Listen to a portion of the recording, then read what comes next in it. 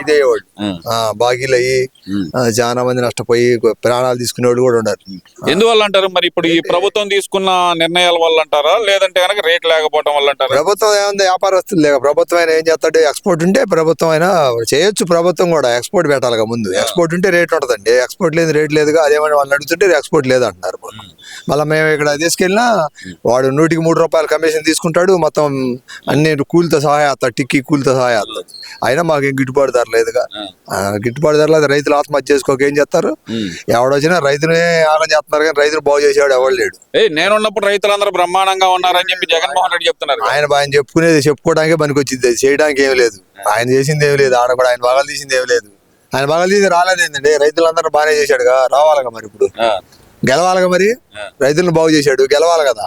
ఎందుకని గెలవలేదు?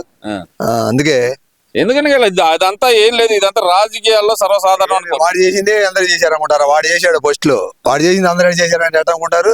వాడే చేశాడు తప్ప వాడు చేసిందే అదంతా. ఎవడేం చేయలా, వాడు చేసుకుందే వాడికి వచ్చింది. అంతేగాని జనంలో మార్పు వచ్చింది అంతే. నువ్వు ఏం చేయలేకపోబట్టే జనం నేను ఓడిచ్చారు. సరే ఎన్ని కాదు అసలు గత సంవత్సరం మీకు మిర్చి ఎంత అయింది? మీరు ఎంత మిర్చి పంట వేసారు? మిర్చి 3 ఏడాలు వేసాం. నీకు పోయిన సంవత్సరం ఎకరానికి 15 క్వింటాల కడిగైంది. ఫస్ట్ లో 4 నెలలు ఒక నెల రేటు, తర్వాత మళ్ళీ డౌన్ అయిపోయింది. ఆ ప్రభుత్వంలోనే డౌన్ అయింది రేటు.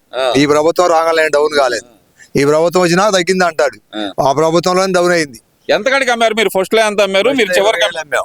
ఇప్పుడు వచ్చారు 11. ఆయన దిగిపోబోయేటప్పుడు 10,000కి వచ్చింది. దిగిపోతే ఉంది 12. ఒక రకాల బట్టి ఉందండి రేటు. 14 నుంచి 13 దాకా అంటున్నారు. ఇవాళ 9 నుంచి 10 దాకే ఉన్నాయి. కాకపోతే ఈ నాణ్యత లేదు. ఎక్స్పోర్ట్ ఉంటే రేటు ఏదైనా పెట్టగలుగుతాడు. ఎక్స్పోర్ట్ లేని ఎవడైనా ఏం చేయాలి? రైతులందరూ సంతోషంగా ఉన్నారు, మిర్చి రైతులు. ఆ సమయంలో ఈ సంవత్సరం రైతులు, నేను ఒకసారి తీసుకెళ్తాం మిమ్మల్ని, కల్లాలు పోసారుగా, కల్లాల కాడికి తీసుకెళ్తే రైతులు సంతోషంగా ఉందే లేదు తెలిసింది. అంటే పోయినసారి 20,000 23,000 అమ్ముకొని రైతులు సంతోషంగా ఉన్నారు. ఇప్పుడు ప్రభుత్వం పట్టించుకోవట్లేదు అంటున్నారు. అసలు ఎవడు అమ్మల 23 ఏళ్ళకి నమ్మలేదు. ఇప్పుడు నాకు ఆశ ఉంటది, 10,000 అమ్మిందంటే ఇంకో 4,000 వస్తాయని ఆశ ఉంటది. ఆశ ఉందని నువ్వు డౌన్ చేసి పారేసావు కదా. లోన్ పెట్టుకున్నావు, తీసుకెళ్ళి లోన్ పెట్టుకుంటే రేట్ వచ్చింది, లోన్ పెట్టుకుంటే డౌన్ చేసావు. డౌన్ చేస్తే ఏముండే, వ్యాపారస్తులు పొలాలు అమ్ముకొని డబ్బులు కడుతున్నారు అప్పుల వాళ్ళకి. వ్యాపారస్తులు మనవాళ్ళే. రైతు కట్టలేక వ్యాపారస్తుడు ఏముంది, ఎగనూకి వెళ్తాడండి. ఈ ఊరు కాదు ఇంకొక ఊరు వ్యాపారం చేసుకుంటాడు. ఇప్పుడు రైతు వెళ్ళలేడు కాట. ఈ సంవత్సరం ఎంత కాడికి అది అవుతుందండి? మీరు ఎన్ని ఎకరాలు వేసారు? మేము 20 నుంచి 25, లేదా ఇంకో 2 క్వింటాలు ఎక్స్ట్రా అవుతాయి. ఇప్పుడు 9,000 10,000 అవుతుంది. కోత కూలి కానీ ఏదన్నా ఎంత అవుతుంది మాకు? కోత కూలి కింటాకు వచ్చి 2,000. అలా పోయేటప్పుడు మొత్తం 5,000, 3,000, 4,000 మొత్తం కింటాకు పడుతుంది. ఖర్చు పడుతుంది. 9,500 3,500 పోతే వచ్చేది ఏంది? 6,000 కూలి వాళ్ళకి ఇవ్వాలా? కూలి వాళ్ళు అంటే ఇస్తున్నాం. మందులు కొట్టోడికి కట్టాలా, కౌలోడికి కట్టాలా, అందరికి కట్టాల్సిందేగా మేము. అంటే మేము ఉన్నప్పుడు అయితే కనుక రైతు భరోసా కేంద్రాల ద్వారా ఎరువులు, పురుగు మందులు సప్లై. రైతు భరోసా పెట్టాడు. దేనికి పనికి వచ్చింది, దేనికి పనికి రాలి ఏంది ఇచ్చింది? వాడు ఒకసారి ఇస్తే సరిపోయిద్దా? 5 సంవత్సరాలు 2 సార్లు ఇచ్చాడు. 2 సార్లు ఇచ్చాడు ఇక్కడ.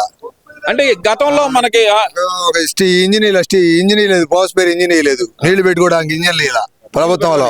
నీళ్లు పెట్టుకోవడం ఇంజన్లు కూడా మా ప్రభుత్వం పోయినసారి గవర్నమెంట్ లో వచ్చినాయి. ఏది టైవాన్ ఇంజన్లు కానీ మొన్న ఇంజన్ ఇచ్చినోడు రాపించుకోమని వాడు లేడు. మొన్న ఈ ప్రభుత్వం వచ్చినా పిలిచారు మమ్మల్ని. ఏమని? ఇంజన్లు ఇస్తాం రాపించుకోమని. టైవాన్లు ఇస్తాము, ఈ హోండా ఇంజన్లు కూడా ఇస్తామని. నీళ్ళ ఇంజన్లు మరి ఆ ప్రభుత్వం లేదు. మరి మాకు లేదు. ఆదుకుంది. ఒక ఇంజన్ రాలి ఎవరికి ఇప్పించారు చూపియాలిగా. మాకు అప్లికేషన్లు పెట్టినాక రాలాయి. ఆర్బీకే కేంద్రాల ద్వారానే నేను పంటలన్నీ కొనేసాను, ఎరువులు సప్లై చేశాను, పురుగు మందులు సప్లై చేశాను అని చెప్పి నిన్న చెప్తున్నాడు కదా. వాడు పత్తి కిందలు ఇచ్చాడు. ఆ సంవత్సరం పత్తే పండలేదు. 15 క్వింటాలు అయ్యే పత్తి 7 క్వింటాలు 8 క్వింటాలు అయింది. అకీరా పత్తి ఒరిజినల్ అని ఇచ్చాడు. ఒరిజినల్ పోయింది అసలు డూబు. ఈడైంది మళ్ళీ పత్తి. ఇప్పుడు అయిందండి పత్తి 15 క్వింటాల కాడికి వచ్చింది. అకీరా విత్తనం వాళ్ళు ఇచ్చారు, అకీరా అని.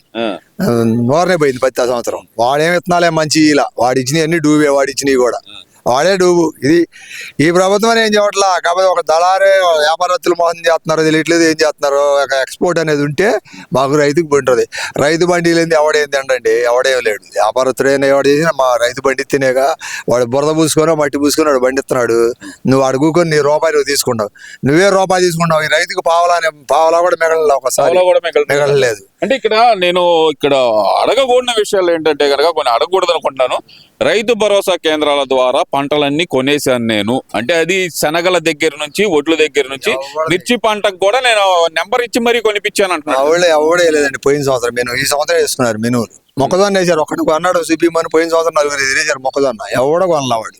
అన్ని ఎందుకు చెప్పుకోవడమే కానీ ఎవడికి కొన్నాడు, ఎవడు ఇవ్వాలి ఇత్తనాలు. పత్తి కొన్నాడు ఏమన్నా రైతు భరోసా కింద? పత్తి కూడా ఏం కొనలేదుగా, అంతా వాడిదే, ఏమి లేదు. వాడు చెప్పిన ప్రభుత్వం మాటలన్నీ డూబేనండి, వాడన్నీ అబద్ధాలే. ఈ ప్రభుత్వం వచ్చి నాకు ఇంజన్లు ఇస్తామని మొన్న మా వాళ్ళు అందరూ కబురు చేశారు రాపించుకోమని. ఉండే కదా వాడుకున్న వాళ్ళే వెలకడుకున్నారు. అంటే నాకు ఒక చిన్న డౌట్ అన్న, 2014 నుంచి 19 దాకా అప్పుడు సొసైటీలు అని చెప్పి ఉండేవి, వాటి ద్వారా మీకు ఎరువులు ఇలాంటివన్నీ అందేయా మీకు? సొసైటీ అంటే ఈ మామూలు సొసైటీ వాడు తీసుకొస్తాడు ఎరువు కట్టలు, బయట కంటే కూడా అక్కడే 10 రూపాయలు ఎక్కువ తీసుకుంటున్నాడు. సొసైటీ అంటే RBKL ద్వారా మీకు ఎక్కువ అందినాయా? దాని ద్వారా ఎక్కువ అంది. ఆర్బీఐకే దాకా మాకేం లేదు. ఇక్కడ ఒకసారి దింపారండి లోడ్, అంతే. ఒకసారి 2 సార్లు దిగింది మా ఊళ్ళో ఇక్కడ, అంతే. మరి జగన్మోహన్ రెడ్డి పదే పదే నేను రైతు పక్షపాతిని, రైతుల తరపున నేను ఉంటాననే మాట ఎందుకు చెప్తున్నారు? అందుకే రైతులు ఉంటే ఎందుకు గెలవడండి, గెలవాలి వాడు. అసలు రైతులకు ఉన్నాడు, అందరికి ఉన్నాడు. ఏదో ఆడవాళ్ళకి 4 ఏళ్ళు ఇచ్చాను, 5 ఏళ్ళు ఇచ్చాను, గెలుస్తామైంది. రైతులకి ఏం వాడు న్యాయం చేయాలి. డబ్బులు వేసాడంట కదండి మీకు, 13,500 కడిగి డబ్బులు వేసాడు. 4 సంవత్సరాలు ఆడమడిచి కూర్చొని తింటే సరిపోతుంది, నెలకు కూడా రాదు దానికి. నెలకొస్తాయా ఆడమడిచి ఇంటికి కూర్చొని? నువ్వు ఇచ్చే 13 సంవత్సరానికి నెలకొస్తాయా అంటున్నా. అమ్మఒడి అని పెట్టావు. అమ్మఒడి ఎవరు దేనికి పనికి వచ్చింది? పనికి రాకుండా తయారు చేశాడు జనాన్ని, అంతే.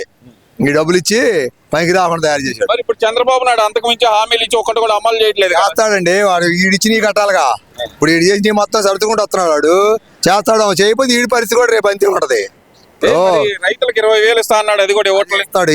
ఇప్పుడు ఆయనకి 6 నెలలు అవుతుందావు అని సరదాలుగా.